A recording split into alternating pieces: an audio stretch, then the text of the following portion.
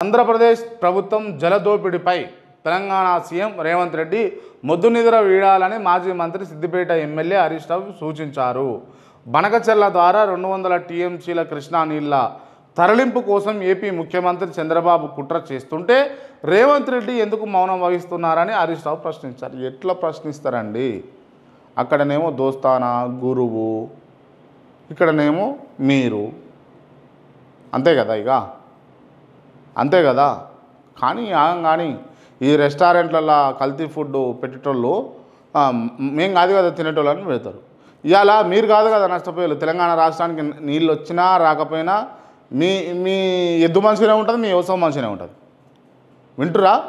ఉన్నోళ్ళది, ఎమ్మెల్యేలది, ఎంపీలది, form హౌస్లు, game హౌస్లు ఉంటాయి కదా, వీళ్ళకి బాగానే ఉంటాయి. ఇవాళ ఎండిపోయేది వాళ్ళది అని అంటే ఎకరా 2 ఎకరా ఉన్నోళ్ళు గా రైతు బాబా దుఃఖిస్తున్నాడు. ఉన్నదే ఎకరాన్నర భూమి ఏడుస్తున్నాడు. ఇక ఎండిపోయి నీళ్లు రాక పొలం ఎండిపోయి ఏడుస్తున్నాడు. పొలంలో చేతికి ఎదిగిన కొడుకు కనుక చచ్చిపోతే ఏ విధంగా ఏడుస్తారో గదే విధంగా ఏడుస్తూ ఉన్నాడు.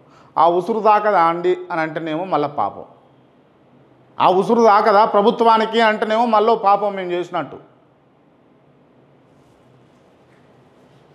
దయచేసి ఏపీ జలదోపిడిపై రేవంత్ రెడ్డి మొద్దు నిద్ర వీడాలి.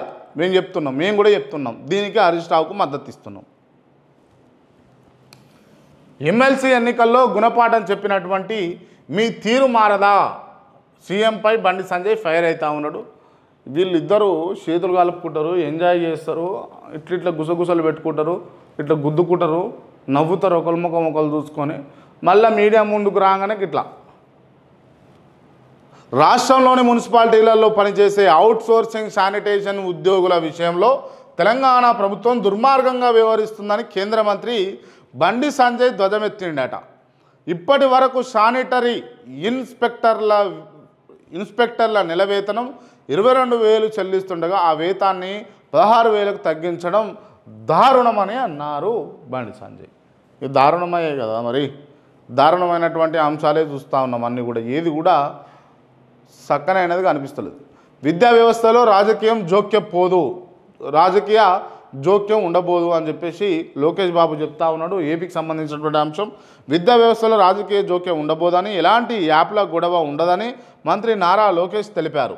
1 క్లాస్ 1 టీచర్ ఉండేలా ప్రతి పంచాయతీకి ఒక మోడల్ స్కూల్ పెట్టాలన్న లక్ష్యంతో ఉన్నామని చెప్పారు.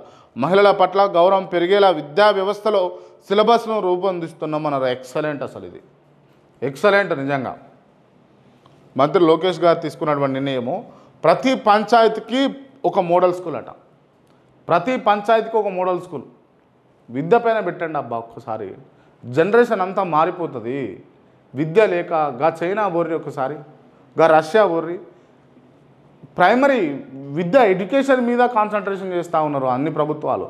ఎందుకు ఇంకా కూడా భారతదేశంలో పర్టికులర్గా 2 తెలుగు రాష్ట్రాలలో ఎందుకు ఇంకా విద్య మీద కాన్సన్ట్రేషన్ చేయలేకపోతూ ఉన్నారంటే ఓట్ల రాజకీయం కోసం, ఓట్ల కోసం. ఎందుకు అనంటే అవగాహన వస్తుంది. మంచి నాణ్యమైన విద్య 1వ తరగతి ఉన్న పోరగాడికి ఇస్తే, ఈ సంవత్సరం ఇస్తే మళ్ళీ 5 ఏళ్ళ వరకు వాడు 5 ఏళ్ళు ఉంటాడు. 5వ తరగతి కంప్లీట్ చేస్తాడు. వాడికి ఉన్నటువంటి సిలబస్ అంతా కంప్లీట్ చేస్తే వాడికి బేసిక్గా నాలెడ్జ్ వచ్చేస్తుంది. ఏంది సిస్టమ్, ఇదేంది ఎమ్మెల్యేలు ఇదేంది. ఇంట్లో వారి తల్లిదండ్రులు ఓటుకు నోటు తీసుకుంటే తీసుకోక అమ్మా అని చెప్పేసి వాడు అవగాహనతో చెప్పగలుగుతాడు. 5 ఏళ్ళ పోరాడు, 5వ తరగతి చదువుతున్న పోరాని గురించే చెప్తున్నా. 10వ తరగతి చదువుతున్నటువంటి పోరాని గురించి మాట్లాడుకుంటే, అదే ఒక డిగ్రీ ఇంటర్మీడియట్ కంప్లీట్ చేసినటువంటి పిల్లగాని గురించి మాట్లాడుకుంటే ఎంత అవగాహన చేస్తాడు. అట్లాంటప్పుడు ఈ రాజకీయ నాయకుల పప్పులు ఉడకాయి కాబట్టి ఇప్పటి వరకు కూడా విద్యా వ్యవస్థలో మార్పులు తీసుకురావడం లేదు.